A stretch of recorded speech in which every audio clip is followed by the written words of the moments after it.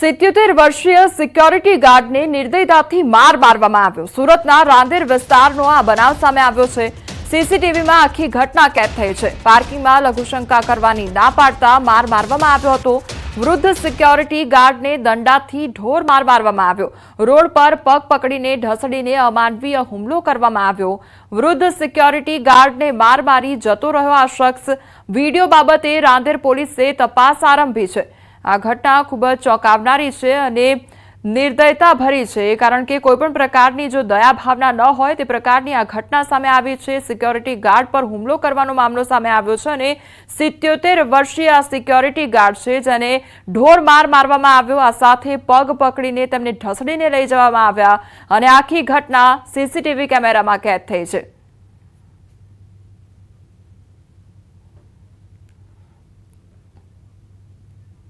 અમદાવાદના નરોડામાં પાડોશી વચ્ચે મારામારી કરવામાં આવી અને સદગુરુ લેન્ડમાર્કનો બનાવ સામે આવ્યો છે। પાડોશીઓ વચ્ચે થયેલા ઝઘડામાં છરીના ઘા ઝીકી દેવામાં આવ્યા। 4 લોકોને ઈજાઓ પહોંચી છે। પોલીસે બંને પક્ષની ફરિયાદ નોંધી વધુ તપાસ હાથ ધરી છે।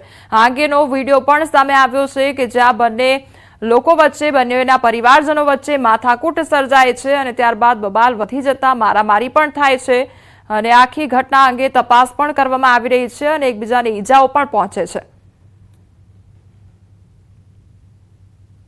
અમદાવાદ પોલીસના આકરા વલણ બાદ પણ હજુ અસામાજિક તત્વો બેફામ ફરી રહ્યા છે। વાસણામાં વસ્ત્રાલ જેવી ઘટના સામે આવી છે। રિક્ષામાં આવેલા શખ્સોએ આતંક મચાવ્યો છે। દુકાનદાર પર છરીથી હુમલો કરવામાં આવ્યો છે। છરી બતાવી લોકોને ડરાવવામાં આવ્યા। દુકાનદારે રોકતા અંગૂઠા પર છરી મારી દેવામાં આવી।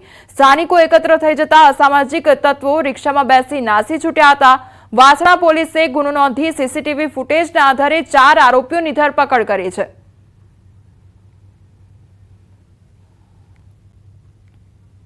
પાટણના મદારસા વિસ્તારમાં અસામાજિક તત્વોએ આતંક મચાવ્યો હતો। પાર્લરમાંથી ખરીદી બાદ પૈસા માંગવામાં આવતા મારામારી કરવામાં આવી હતી, જે મામલે પોલીસે અસામાજિક તત્વોને કાયદાનો પાઠ ભણાવવા જાહેરમાં સરઘસ કાઢ્યું। એ ડિવિઝન પોલીસે 2 આરોપીઓની અટકાયત કરી સરઘસ કાઢ્યું। પાટણ ચાણસ્મા હાઈવે પર પાર્લરવાળાને દૂધના પૈસા આપવા બાબતે માર મારવામાં આવ્યો હતો અને પાર્લરમાં તોડફોડ પણ કરવામાં આવી હતી, જેનો વિડીયો વાયરલ થયો હતો। ઈંટો, પાઇપ અને લાકડાના ફટકાથી પાર્લરમાં તોડફોડ કરવામાં આવી હતી। પોલીસે બંને આરોપીઓને ઘટના સ્થળે લઈ જઈ પીડિતની માફી માંગી હતી। हमारी पास दुकान में 20 रुपया वस्तु पड़ी क्यों लीधी ने एक 20 रुपया सोडा की बोटल लीधी અને લીધા પછી અમે પૈસા માંગ્યા તો એ લોકો એવું કીધું કે અમારી પાસે પૈસા માંગવાની કોઈ તાકાત નથી, કે તમારો ભત્રીજે વસ્તુ પાછી લેવા બહાર ગયો તેના માથામાં લાકડાનો ધોકો હોય કે લોખંડની પાઇપ જેવી વસ્તુ હતી એના માથામાં મારી, તો મને માથામાં ઈંટ મારી એ લોકોએ। આણંદના અકલાવના કસમુબાર ગામની મહિલાનું તબીબી સારવારમાં મોત થતા પરિવારજનોએ હોસ્પિટલમાં હોબાળો મચાવ્યો હતો। મૃતક મહિલાનું કુટુંબ નિયોજનનું ઓપરેશન કરાવવાનું હોવાથી અકલાવની શ્રી હોસ્પિટલમાં ડોક્ટર સંદીપ પટેલની હોસ્પિટલ લઈ જવામાં આવ્યા હતા, જ્યાં ગર્ભવતી મહિલાની તપાસમાં બાળક મૃત્યુ પામ્યું હતું અને તે બાદ ગર્ભપાત અને કુટુંબ નિયોજન બંને ઓપરેશન બાદ મહિલાનું મોત થતા પરિવારજનોએ હોબાળો મચાવ્યો હતો। પરિવારજનોનો તબીબની બેદરકારીનો આક્ષેપ કરવામાં આવ્યો છે। તો આ મામલે આણંદ જિલ્લા આરોગ્ય વિભાગને જાણ થતા જિલ્લા આરોગ્ય અધિકારીએ ડોક્ટર સંદીપ પટેલને સરકારની મહિલા આરોગ્યલક્ષી યોજનાની નિમણૂક રદ કરી છે।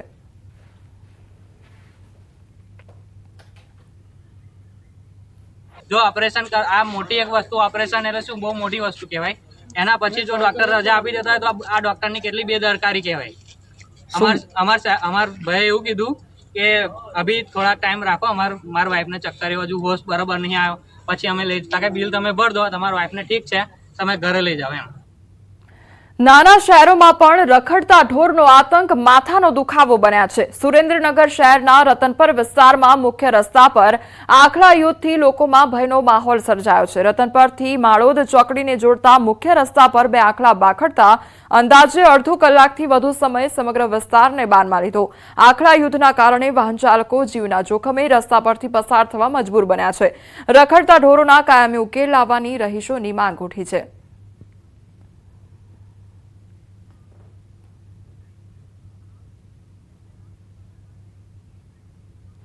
બે શહેરને આખલાએ બાનમાં લીધા। કંઈક આ રીતે જામખંભાળિયાના બજારને આખલાઓએ બાનમાં લીધો. શહેરના જૂના સિનેમા રોડ પર બે આખલાઓ ઝઘડી પડ્યા હતા. આખલા યુદ્ધના કારણે રોડ પર સન્નાટો છવાઈ ગયો. રોડ પર અફરાતફરી મચી ગઈ. લોકો ડરના માર્યા સુરક્ષિત જગ્યાએ જતા રહ્યા. આખલાઓ બાકડી પડતા રાહદારીઓના જીવ અદ્ધર થઈ ગયા હતા. લોકોએ પાણી નાખીને આખલાઓને છોડાવવા માટે પ્રયત્ન કર્યો હતો. દ્વારકા જેવા જ દ્રશ્યો સામે આવ્યા છોટાઉદેપુરથી. શહેરના એસટી ડેપો પાસે રખડતા આખલાઓએ રસ્તો બાનમાં લઈ લીધો. બે આખલા સામસામે લડતા અફરાતફરીનો માહોલ સર્જાયો. જો કે સદનસીબે કોઈ જાનહાનિ કે નુકસાની થઈ નથી, પરંતુ આખલા સામસામે આવી જતા શહેરીજનોના જીવ તાળવે ચોંટી ગયા. શહેરીજનોની માંગ છે કે પાલિકા રખડતા ઢોરની સમસ્યાનો કોઈ ઉકેલ લાવે.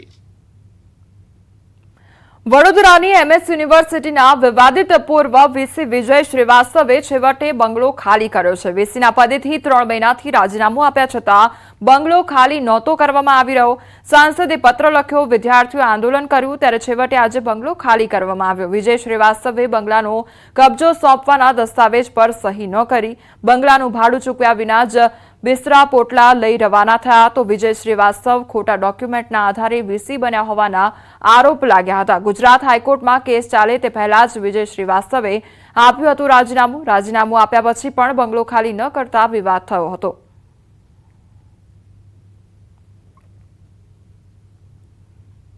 વડોદરા મનપામાં ભ્રષ્ટાચારમાં ખરડાયેલા સસ્પેન્ડેડ મહેશ પરનામીને નોકરી પર લેવાતા વિવાદ વકર્યો છે. અપ્રમાણસર મિલકતમાં એસીબીએ વર્ષ 2019માં અટકાયત કરી હતી. મહેશ પરનામી પાસેથી ₹69 લાખની અપ્રમાણસર મિલકત મળી આવી હતી. સમીક્ષા સમિતિના નિર્ણય બાદ નોકરી પર પાછા લેવાનો નિર્ણય કરવામાં આવ્યો. વિશ્વામિત્રી પ્રોજેક્ટ અને ટ્રાન્સપોર્ટ નગરના કામની જવાબદારી સોંપવામાં આવી. ભ્રષ્ટાચાર કરવામાં જાણીતા અધિકારીને જવાબદારી સોંપતા અનેક સવાલો ઉઠી રહ્યા છે.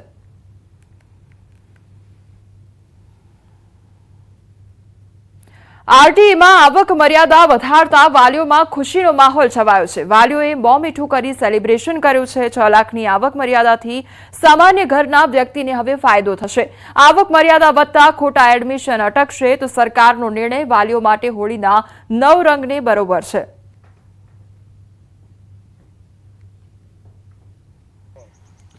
આરટીઈમાં પ્રવેશ અંતર્ગત આવક મર્યાદા જે છે તે 6 લાખની કરવામાં આવી છે અને તેને લઈને ક્યાંક ને ક્યાંક વાલીઓમાં ખુશીની લહેર છે અને વાલીઓ જે છે તે રાજ્ય સરકારના શિક્ષણ વિભાગનો આભાર માની રહ્યા છે. એટલે બહુ મોટો જમ્પ, એટલે વાલીઓમાં તો એટલી બધી ખુશી છે કે આ એક દિવાળી જ છે વાલીઓ માટે.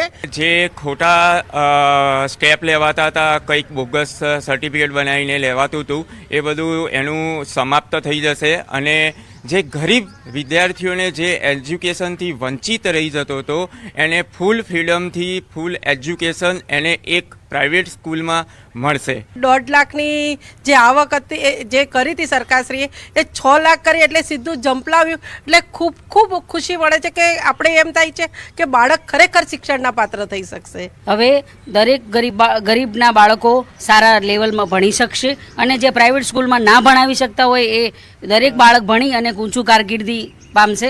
વધુ ને વધુ બાળકો જે છે તે ખાનગી શાળામાં અભ્યાસ મેળવી શકશે તે પ્રકારનું વાલીઓ જણાવી રહ્યા છે. કેમેરામેન ખેંગા રાઠોડ સાથે સંજય ટાંક, ન્યૂઝ 18 ગુજરાત. તો રાજકોટના જેતપુરમાં બાળકીનું અપહરણ કરનાર ઝડપાયો છે અને બાળકીને કોથળીમાં ભરીને લઈ જતો પરપ્રાંતીય શખ્સ પકડાયો છે. 5 વર્ષની બાળકીના અપહરણના ફિરાકમાં હતો. બાળકીના પિતા બૂમો પાડતા લોકો એકઠા થયા હતા.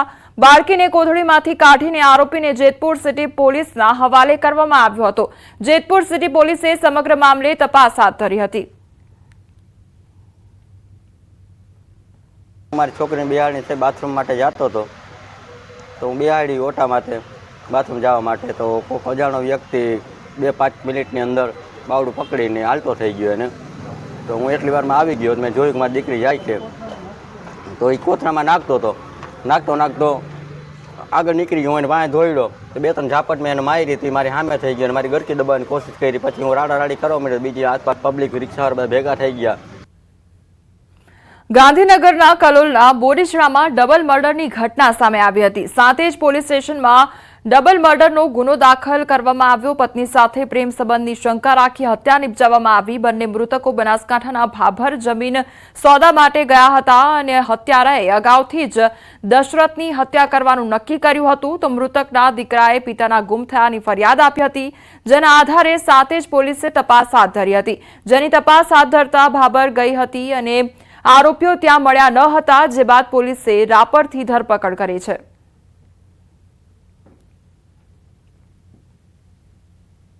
શરીસા ગામ પાસે જે નર્મદા કેનાલ છે તે નર્મદા કેનાલની અંદર આ બંનેને એક પછી એક ઊંઘની હાલતમાં ફેંકી દીધેલા અને તે લોકો બંને પોતાની ગાડી લઈ અને પાછા બાબર પહોંચી ગયેલા અને જે આ મરણ જનાર છે તેની જે ગાડી છે ત્યાં છોડી અને પછી નીકળી ગયેલા. અરવલ્લીના મેઘરજ તાલુકામાં ભત્રીજાએ જ આધેડની હત્યા કર્યાનો બનાવ સામે આવ્યો છે.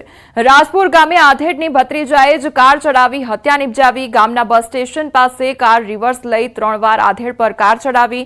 ગત વર્ષે ધૂળેટીએ કલર કરવા બાબતે આપેલ ઠપકાની અદાવતમાં હત્યા કર્યા હોવાનો ખુલાસો થયો છે. પોલીસે કાર ચાલક પ્રકાશ રત્ના ડામોર સામે હત્યાનો ગુનો નોંધી તપાસ હાથ ધરી છે. ચોકડી પર અમારા ગામના ઘરો છે, ત્યાં ધૂળેટી પતાવીને ચોકડી પર મારા પપ્પા આવીને બેસ્યા ત્યાં. તો અમારા ગામનો રહેવાસી ડામોર પ્રકાશભાઈ રત્નાભાઈ આવી અને મારા પપ્પા ઉપર 4 વાર ઇક્કો ચડાવી દીધો અને કચડી નાખ્યા. ત્યારબાદ અમે એમને હોસ્પિટલ લાવ્યા અને પોલીસ ફરિયાદ નોંધાવી અને પીએમ અત્યારે ચાલુ છે. કચ્છમાં 5 બાળકો તળાવમાં ડૂબ્યા હોવાની ઘટના સામે આવી છે. એક સાથે 5 માસૂમ બાળકો તળાવમાં ડૂબ્યા અને 5 બાળકોના મૃતદેહ બહાર કાઢવામાં આવ્યા. કચ્છના અંજાર નજીક ધમડકા પાસેનો બનાવ સામે આવ્યો છે. ભેંસ ચરાવવા ગયા હતા ત્યારે આખી ઘટના બની હતી. અંજારના ધમડકા ભવાનીપુર વચ્ચે ખડિયા તળાવમાં બનાવ બન્યો હતો. 7 કલાકની જહેમત બાદ 5મા બાળકનો મૃતદેહ રાત્રે 12:30 કલાકે મળી આવ્યો હતો. 5 બાળકો ભેંસને તળાવમાંથી બહાર કાઢવા ગયા હોવાનું પ્રાથમિક તારણ. ગામમાં આવી કોઈ ઘટના ન બને તે માટે તળાવની આસપાસ ફેન્સિંગ કરવામાં આવશે. 9 થી 14 વર્ષના બાળકો હતા અને એક સાથે 5 બાળકોનો જનાજો નીકળતા ભારે ગમગીની છવાઈ હતી. અંજાર તાલુકાના ધમડકા ભવાનીપુર વચ્ચે આવેલા તળાવ પાસે ધમડકા ગામના 5 બાળકો ભેંસો ચરાવતા હતા. તે દરમિયાન એક ભેંસ પાણીમાં ડૂબી જવાનું જણાયા હતા. 5 બાળકો વારાફરતી તળાવમાં ભેંસને બચાવવા માટે ઉતરેલા, જે દરમિયાન આ 5 બાળકોના પાણીમાં ડૂબી જવાથી મોત થયેલ છે.